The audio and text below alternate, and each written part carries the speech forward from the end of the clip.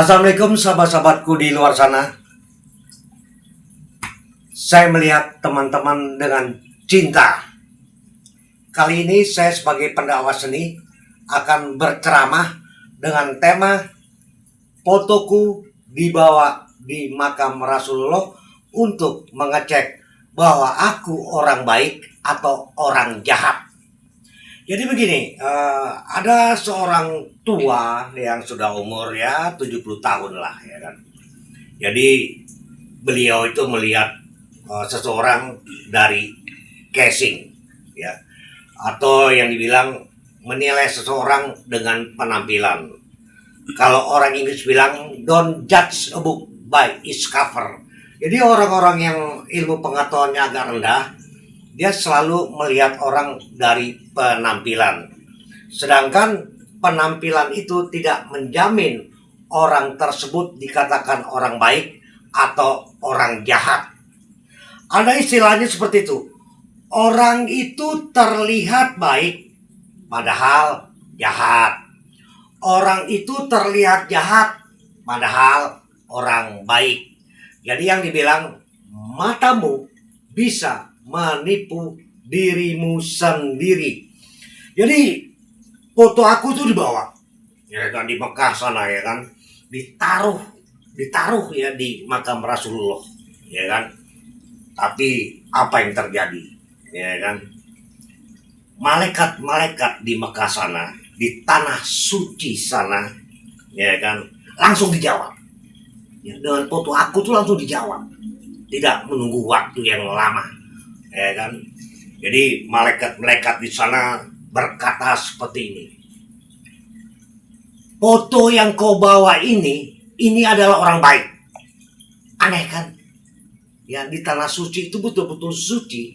Jadi foto aku dibawa di makam Rasulullah dan langsung dijawab oleh malaikat-malaikat di sana, foto yang kau bawa ini adalah orang baik.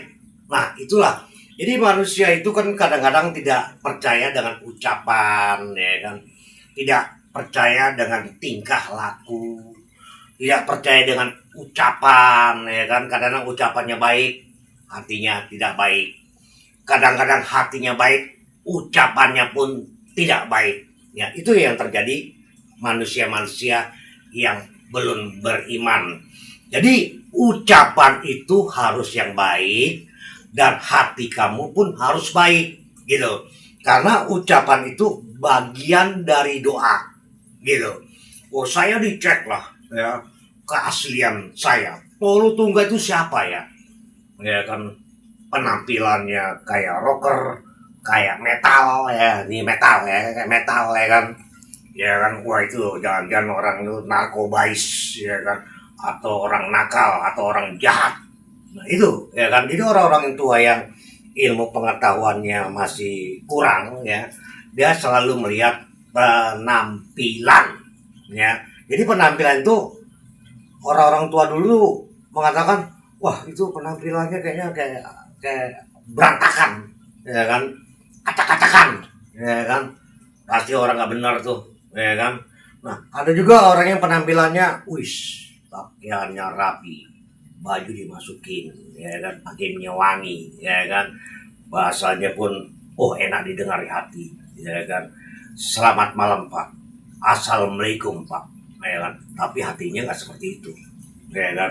Tutur katanya baik-baik, ya, tapi perbuatannya nggak seperti itu, gitu, ya kan? Itu yang sering dilakukan oleh manusia-manusia yang jahat, ya kan? Dia selalu menunjukkan kebaikannya, ya kan?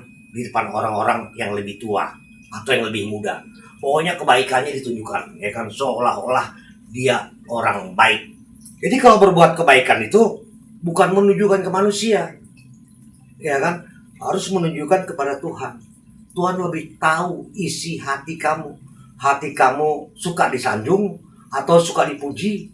Ya, jadi kalau berbuat kebaikan itu tidak perlu disanjung, tidak perlu dipuji, ya. Jadi banyak teman-teman kita tuh, waduh, gue ini handsome, gue ini ganteng, gue ini keren, gue ini banyak duit, ya kan? Jadi dengan ganteng, dengan handsome, dengan keren, dengan banyak duit, seolah-olah dirinya dewa, seolah dirinya manusia soleh, ya kan? Manusia yang dekat kepada Allah Subhanahu wa taala. Terus berpakaiannya rapi banget. Berpakaiannya kayak ustadz-ustadz gitu. Berpakaiannya kayak kiai-kiai gitu, pakai selai, pakai kopiah, ya kan? Tapi perbuatannya nggak seperti pakaiannya, gitu. Itu yang sering terjadi. Jadi kalau datang ke kafe ya, pakai selai, pakai kopiah, kopiah putih, kopiah hitam, peci hitam, ya kan? Wih, jalannya pun bawa tasbih, ya kan? Sembari zikir, ya kan? Tapi hanya acting, gitu. Hanya biar orang-orang di sekitar kafe itu melihat, wis itu ustadz ya, rapi banget, cara berbicaranya lemah lembut. Nggak taunya hanya aktor, seni peran watak, gitu. Supaya orang-orang mengatakan dia orang soleh. Yang mengatakan orang soleh itu sebenarnya bukan diri dia sendiri atau dari manusia. Yang mengatakan dia manusia berbakti dan setia kepada Tuhan adalah Tuhan yang Maha Esa, ya, atau Allah Subhanahu wa taala. Bukan manusia. Kalau manusia menyanjung, pasti kita lupa diri. Ya, kita merasa dekat kepada Tuhan, kita merasa orang baik, ya. Itu sanjungan-sanjungan itu kalau disanjung tidak akan kaya raya, dicaci maki pun tidak akan mati. Jadi jangan tergila-gila dengan sanjungan.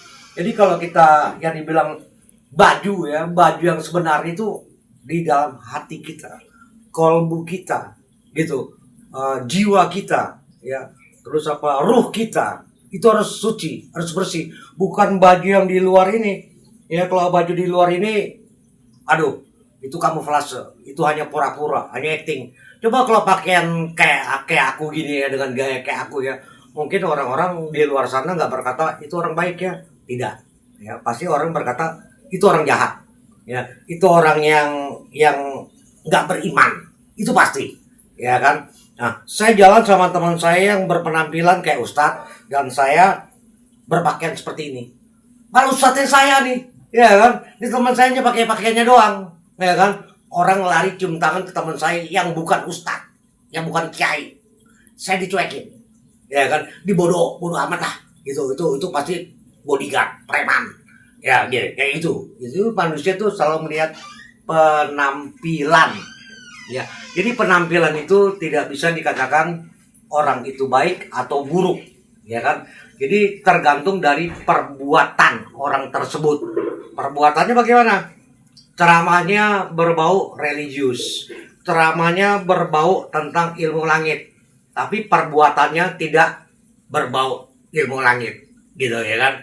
Jadi kalau kita berceramah itu ya, saya bisa ceramah nih, ya kan, uang honor saya tuh yang punya hajatan yang bayar ke saya, uang itu saya nggak mau terima, saya bagi-bagi, ya, kepada fakir miskin, ya, janda-janda, orang yang nggak mampu, teman-temannya nggak makan, saya bagi-bagi. Karena saya kalau menyiarkan wahyu, menyiarkan ayat suci Al-Quran tuh nggak mau dibayar, ya.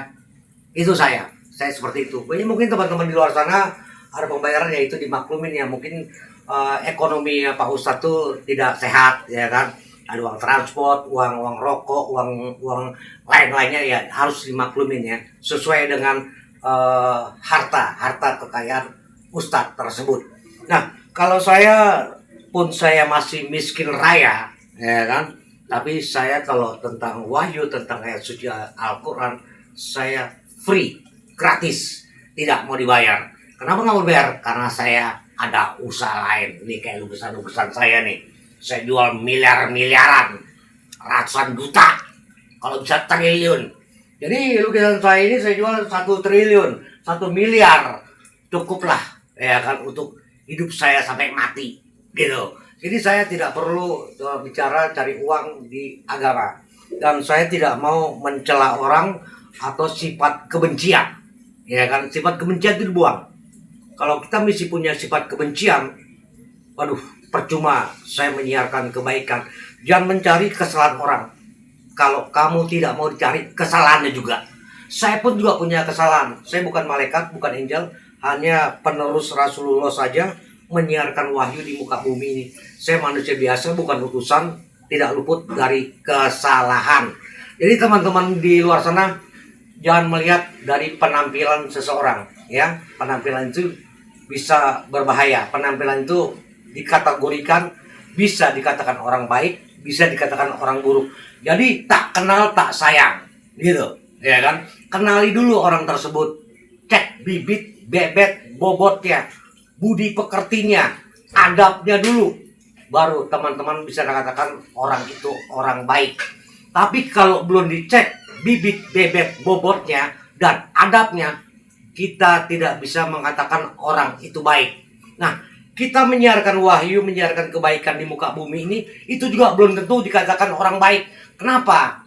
Karena orang tersebut tidak izin sama yang punya kebaikan, yaitu Tuhan Yang Maha Esa atau Allah Subhanahu wa taala.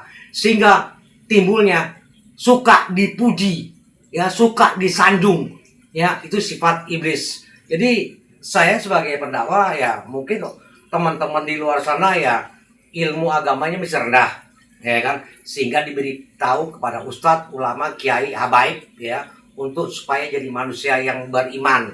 Nah, coba kalau jemaah saya, ustadz semua, kiai semua, mungkin ceramah saya nggak didengar, karena sama-sama pintar. Jadi lebih baik jadilah pintar di antara orang-orang pintar. Jadi kalau teman-teman sedang berbuat kebaikan, jangan merasa sombong, ya, karena kesombongan itu adalah milik iblis, milik setan, milik Lucifer, gitu. Jadi teman-teman jangan melihat penampilan seseorang.